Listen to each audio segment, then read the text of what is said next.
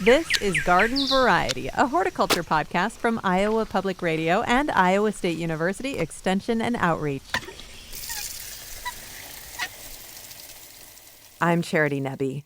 Eating a ripe tomato fresh from the garden is one of the true pleasures of summer. But getting from seed or transplant to slicers on your plate can be challenging. Some years are more challenging than others. Knowing what went wrong is key to management. And Chelsea Harbach is an expert in knowing what went wrong. She is a plant disease diagnostician with Iowa State University's Plant and Insect Diagnostic Clinic. Hello, Chelsea. Hi, Charity. Thank you so much for being here. And give us the bird's eye view. Has it been a rough summer for tomatoes? It's been overall just like a weird and interesting year, really all around. And I've gotten my fair share of tomato samples in the clinic. Some diseases here and there. But what I've seen a lot in the different Facebook gardening groups are a lot of issues that are not, they don't look like diseases to me. There's been, I think, a lot more abiotic environmental stresses on our tomatoes this year than normal. Tell me what that means, an abiotic environmental stress. What are you seeing that indicates that? So there's been, I think, more blossom end rot this year, and that's a pretty alarming one to see, especially if you're new to tomatoes, because your tomatoes are fine, they're growing, and then all of a sudden they start to literally rot from the blossom end, this blossom end rot, and it looks very alarming. The untrained eye might think that it is a disease when you see that kind of symptom, but really it's a calcium deficiency. And in years like this, that calcium deficiency largely comes from inconsistency in water availability. Okay. And we have had dry spells and very wet spells. So that's what this adds up to. If you have experienced blossom end rot, or even if you are actively experiencing blossom end rot, is there anything you can do to save the future tomatoes? The future tomatoes, just consistent watering. If you're going through a dry spell, make sure to make sure that those tomatoes are getting the water they need. So that way, when there's the giant influx of water, when we've got our big rain events that we've been getting, it's less of a shock to the tomato because that can cause other issues. But really just making sure that the plants stay watered during dry spells so that way the calcium is consistently available to the plant. All right. And if you see blossom end rot, you want to pick those tomatoes and get rid of them right away? Yeah, they're not going to get any better. They're just going to, the rot might kind of stall, once there's less of a calcium deficiency, but they're not going to get better.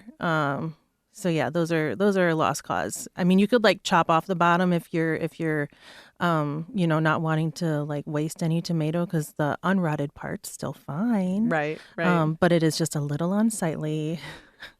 All right. And then I think a lot of us have the impulse, if something's going wrong with our tomatoes, we think, well, we should maybe fertilize more. That's not a good idea in this case, right? No, fertilizing doesn't really do anything to help limit the incidence of blossom end rot. There are I think there are products out there that they'll you can apply foliar calcium or apply stuff to the soil, and that's not really going to help the cause. It really is you say calcium deficiency, it does make you think that if I add nutrients it'll help, but really it's just a water availability consistency issue. Okay. Now, another one of those physical signs of problems that we see that are not a disease is when the fruit cracks. What's going on there? So, as we've mentioned, there have been some big swings in water availability this summer, some really dry periods, and then some really heavy rainfalls. When the tomatoes growing on the plant experience that sudden influx of water, it can lead to the plant taking up more water because it's there, but it'll take up more water than the tomatoes or like the tomato skin's really ready to like stretch with. And so you can end up with cracking in the fruit as a result. Anything to be done about that? Unfortunately, no. That's just a result of the whims of the weather, unfortunately. Any other physical features that you're seeing this summer? I guess physiological problems that Yeah. tomatoes are developing. I've also seen a fair amount of pictures of tomatoes with sun scald, and that it doesn't. It's like so like blossom end rot just looks kind of gross. Sun scald, it looks pretty alarming, but it doesn't look as gross, and it can occur really anywhere on the fruit that receives excess sun exposure, and that's usually a result of like the leaves not covering the fruit as well as they should to try and limit the amount of direct sunlight that the fruits get.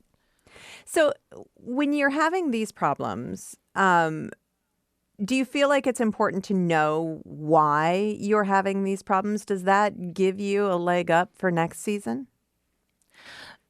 There are some of these like abiotic physiological issues that knowing what caused the problem is important because there are things that you can do to help prevent those kinds of issues in the future. We talked about what you can do with blossom end rot. With sun scald, usually, like with the fruits being more exposed, that means the leaves aren't covering the fruits as well. So, like if you're growing tomatoes and not caging them, caging tomatoes can really help make sure that the leaves are like sticking out and around the fruit to protect them from the excess sunlight. But there are just a lot of physiological issues that we can't do much about because it's just I keep saying our increasingly erratic environmental extremes. Are there any others that we haven't mentioned that you think are important to talk about? As far as prevention, no, for physiological issues, but it is also important if you're seeing so. One of the issues that I saw this year is called physiological leaf roll, where the leaves kind of like curl up. They kind of curl up like a taco shell, and that can be alarming and is something that might be confused for things like drift injury, like possibly even wilt. It might look kind of like suspect for wilt disease. So being aware of what is and isn't a really detrimental problem to your tomato is important because physiological leaf roll is just a response to heat stress. But, if you have a wilt disease, that is something that's going to progress and take out your tomato plant entirely and is important to diagnose because, there are different tomato cultivars with resistance to specific wilt diseases. That is an important tool to have in your tool belt for years to come. So I can imagine many of these physiological problems, people assume that they're diseases. And you and I normally talk about diseases. That is your main job. So understanding that you don't have a disease, that seems really important. But also understanding if you do have a disease, that's really important as well. What are some of the most common diseases that you've seen this summer? This summer, with the amount of wetness we've had, there have been more bacterial diseases. So I've seen on tomatoes bacterial canker, bacterial spot, bacterial speck. And I have also, I think, as a result of the wide swings in water availability, has increased in some cases the amount of wilt diseases that I'm seeing, which are soil-borne pathogens.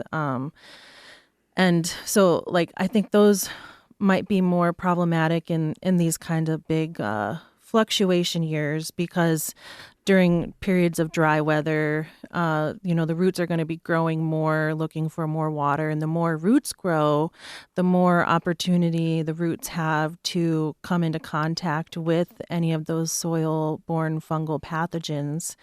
And then, they can get infected. And then during like wet periods, the plants might look okay, but the dry periods of when we really see those wilts prevalent. And the wilt diseases are also very interesting because for both Fusarium wilt and Verticillium wilt, the plants they will be like in further advanced stages of the disease. The plants will wilt during the day and look really sad. But then they will recover seemingly at night and like overnight and look fine in the morning. And they might do that for a little bit before they eventually succumb to the disease. But it's a really interesting thing that's seen with those vascular wilt diseases. And with tomato diseases, you and I have talked about this many times. We have about 30 seconds. The best defense is a good offense, right, Chelsea? Yeah, be preventative. Using resistant cultivars is the best. All right, and rotate those crops in your garden. Rotate and sanitation. Pick up the dead plants at the end of the year. All right, there's work you can do in just a couple of months or a couple of weeks, really, to get ready for next year's tomato season. Chelsea Harbach, plant disease diagnostician with the Iowa State University Plant and Insect Diagnostic Clinic. For more gardening information and tips, please subscribe to our Garden Variety newsletter. Find out more at iowapublicradio.org/garden. I'm Charity Nebbe. Garden Variety is a production of Iowa Public Radio and Iowa State University Extension. It's produced by me, Erin Stile, Caitlin Troutman, and the Iowa Public Radio talk show team. For more garden goodness, please subscribe to our Garden Variety newsletter. Just go to iowapublicradio.org/garden. I'm Charity Nebbe. See you next time.